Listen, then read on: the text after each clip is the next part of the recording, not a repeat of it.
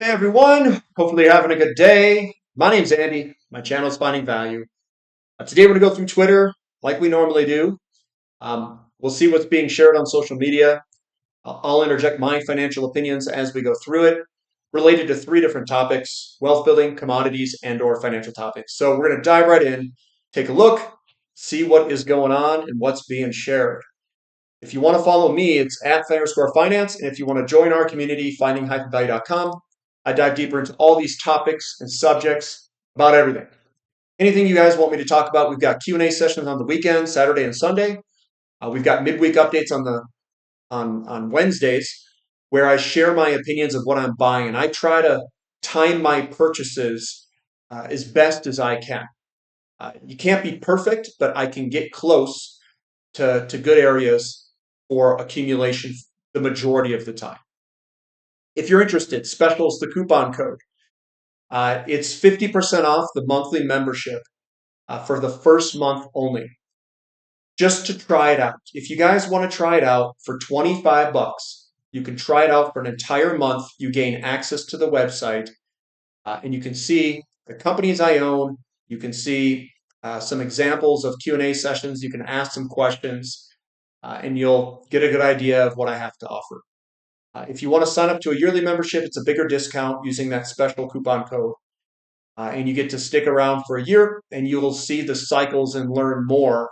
The more questions you ask, the more Q&A sessions you watch or attend. I do think that I can drastically increase your ability to become a better investor in the shortest time period there is. I honestly do believe that. And even if I don't have everything 100% correct, I still think that you'll become a much better investor than you are today if you try it out for a while. Coming on to Brian, he says, feed your investments like crazy for 10 years. In return, they'll feed you for the following 50 years. Yeah, there's a lot of truth to that. The biggest thing that I'll say is always have interest rates working for you. What that means is when you invest, you'll get some sort of percent return. If you go into large debt, you have interest rates working against you. So if you're borrowing to buy crap, you're borrowing to buy a car, you're borrowing on your credit card, you're borrowing for whatever purpose, it doesn't matter what it is. Most of the time, that is not a good idea. You've got interest rates working against you, not for you. So my quote or what my saying is always have interest rates working for you, not against you. And that's kind of what I would walk away with. Invest in assets says here, if you could only own three stocks for the next 10 years, which would you choose?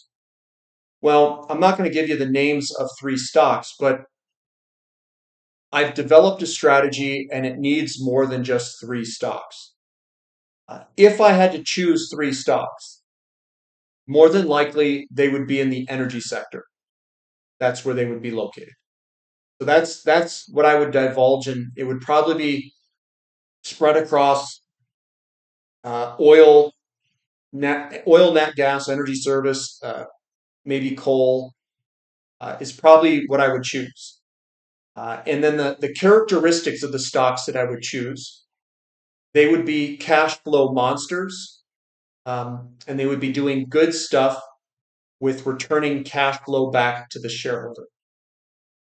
I would not choose a single speculative stock that does not cash flow, because if I only had three for the next 10 years, they're going to have to be a better risk reward play.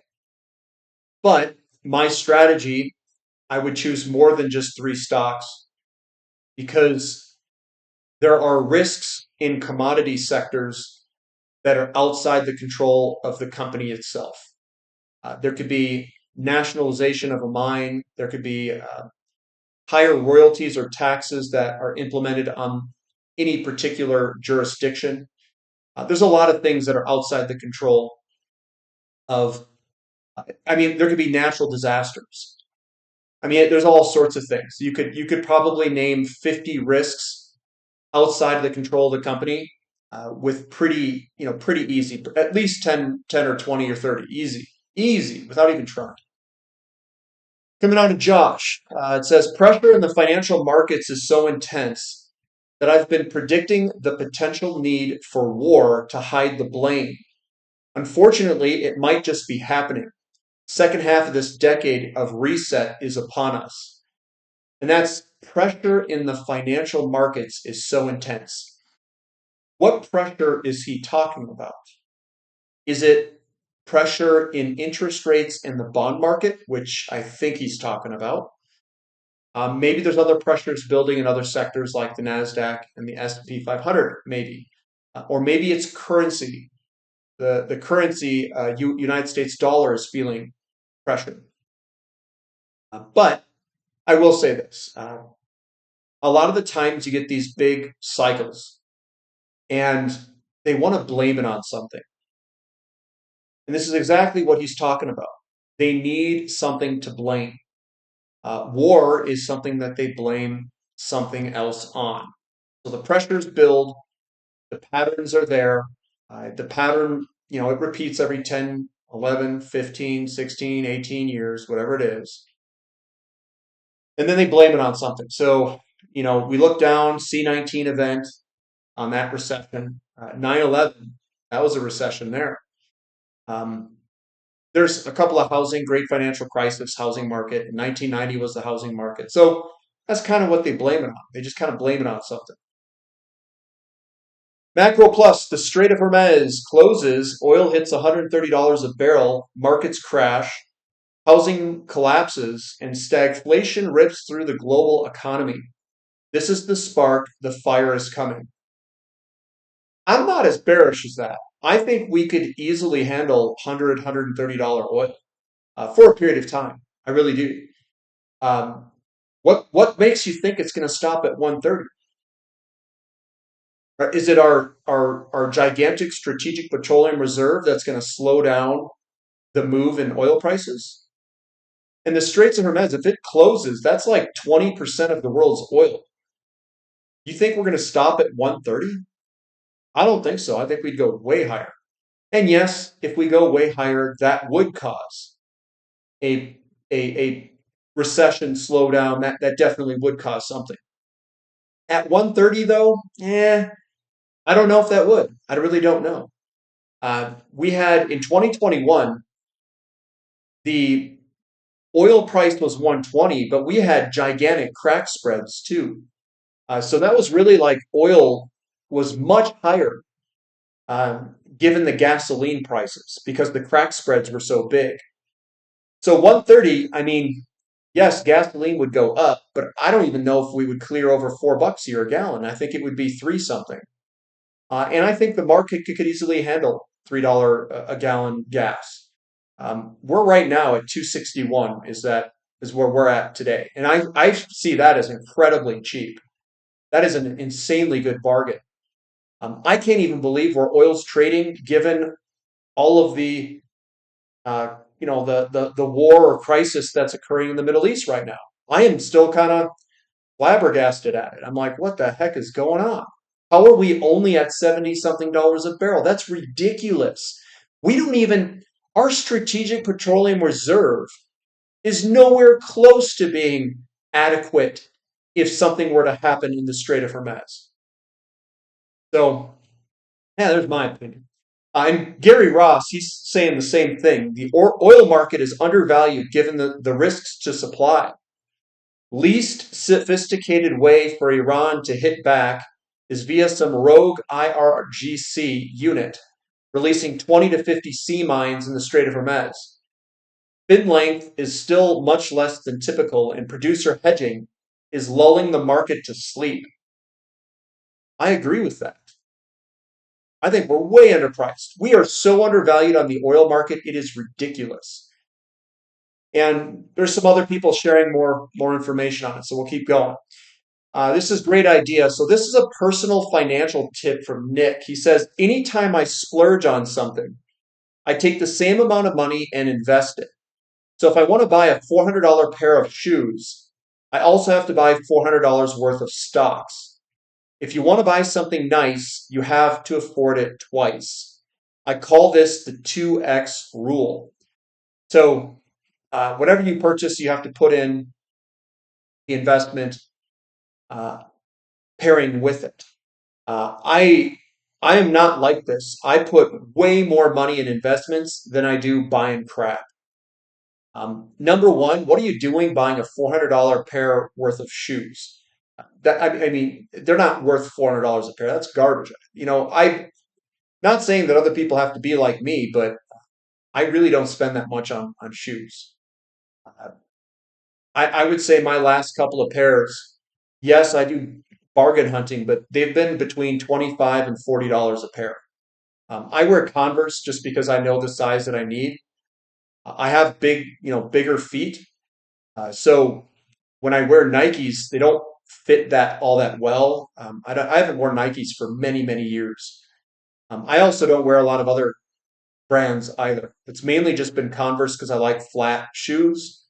You can heel toe downshift in cars with Converse. I like walking in them. I feel like I don't have shoes on. I'm just walking more like barefoot. I don't like the spongy, foamy type shoes. Anyway, I know I was a little off topic there. $400 worth of shoes is a little ridiculous. Um, I invest way more money than what I spend on my living expenses. And I've done that for a long time. Outside of when I first had kids and bought a house and did all that, I couldn't do that then.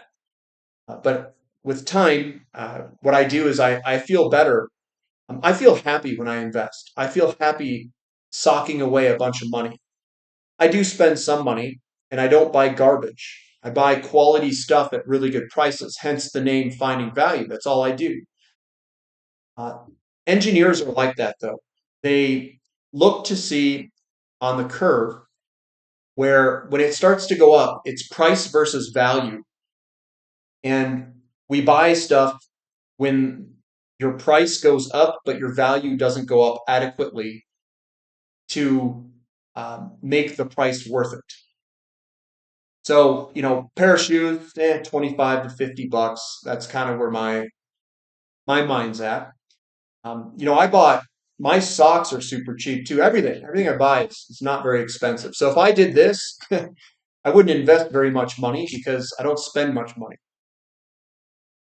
There are plenty of oil supplies, says Anas, and it's oil prices likely to fall soon as market fundamentals haven't changed despite Israel's Iran strike, in his opinion.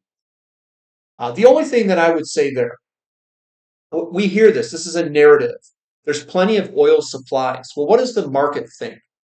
Let's go look at the market. Let's go look at crude oil, right? So we saw the narrative. We've heard the narrative. Hey, markets don't, have that much. If there's plenty of supply, then why does this chart show me that we are about to rip? Why are we breaking out to the upside of oil price here? And if we stay above it, okay, that's a bullish signal. So do we listen to Anas, who's an expert, saying, hey, look, there's plenty of oil supplies, or do we follow the chart? Now, if the chart stays above this line, this breakout line here, it's a bullish breakout. Now, we very well could do what maybe he is suggesting and break back below it and go sideways for a while. But that still doesn't make the chart bearish. We could still easily break higher, but we would go sideways for maybe however many months or whatever it is. No one knows that with certainty. But this here is a shoulder head shoulder bullish pattern breaking upward and potentially breaking out of this pattern here to the upside, which is bullish. So what do you do in this situation? I can tell you what I would do. I would say Anas is wrong and the chart is right. Whenever you got people piling into something, you always go with the unbiased information. Even if data was going against you in the short term, I would still go with the charts and the positioning of the market. Always do that if there's a conflict between opinions of experts and your charts. Your charts are what matter more than the narrative and the interpretation of experts' opinions on the data. The charts always are above that. And then the valuation is above all of that. Because if you don't have valuation, what are you going to do? Sit there and wait for it to go back down if you're taking a long position? So oil supplies are cheap. Oil's cheap to gold. Oil is cheap to all the other metrics that I can follow. Oil's cheap to S&P 500, NASDAQ. It's cheap on a cost curve perspective because we're below the high cost producers. So if someone says there's plenty of oil supplies, you know what I would do with that? Sprinkle it up and throw it in the garbage. That's great. Good for you. Not what the charts say. And we'll watch the charts more closely. So even so, if we have so much supply, then why aren't the strategic petroleum reserves filled up? Why is commercial inventories not filled up? Why aren't we trading at the inventory levels commensurate with history? Well, I'll say there. Here's another one here. Update on the same ribeye in the same store I've been tracking for 5 years now. Annualized inflation over the past year is 10.6%, 32.49 per pound versus 28.99 last April, 14 months ago. The average of 12% annual inflation or 62% cumulative inflation since 2020. $32.49 a pound versus $19.99 a pound when he started running this in 2020. That's probably where inflation is roughly located. And what they do is they hold the interest rates lower than the actual inflation rate, and you get a real negative rate. And that's how they're going to inflate the debt away. That's their trick. Now, coming down, Lyd Alden says, but Parker, don't you know that hedonically adjusted software prices went down, thus offsetting this? And that's just where they make up the inflation number. So the consumer price index, they hedonically adjust it, or they do substitutions, and they can make the number whatever they want it to say. Now, here's another thing. They can also substitute out other things. They can say, oh, ribeye steak is expensive now, so we'll substitute in beef, ground beef. Now, if you do that with everything, right? If you do that with everything, what they are basically saying is that if you were to be some person living your life, that we are going to hedonically and substitutionally adjust your entire lifestyle to something completely different today than what it was 5 years ago. So 5 years ago, you were eating steak, you were going out, you were doing things, buying certain products, and today you're not buying those products. You're doing these cheaper products, which are garbage. You're buying ground beef instead of ribeye, and you're hedonically adjusted the computer that you purchased. It's now 300% better, so it is now way cheaper to buy a computer today than it is 5 years ago. Just making something up. But you're not living the same life that you used to. You've been hedonically and substitutionally, your life has been adjusted to some other life. It's not even your life anymore.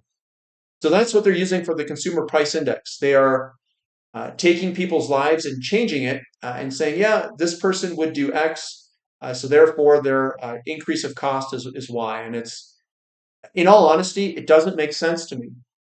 Yes, I have more of a mathematical background and engineering background, and what they're doing doesn't make any sense. And a lot of stuff in finance and economics makes zero sense to me.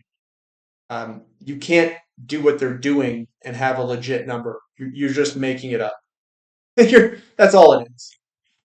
Crude oil keeps going and going as we have broken out. Yes, we could get a pullback. Yes, we could come down and do something very similar to this side over here, where we pull back to maybe even $66 or $70. Totally possible.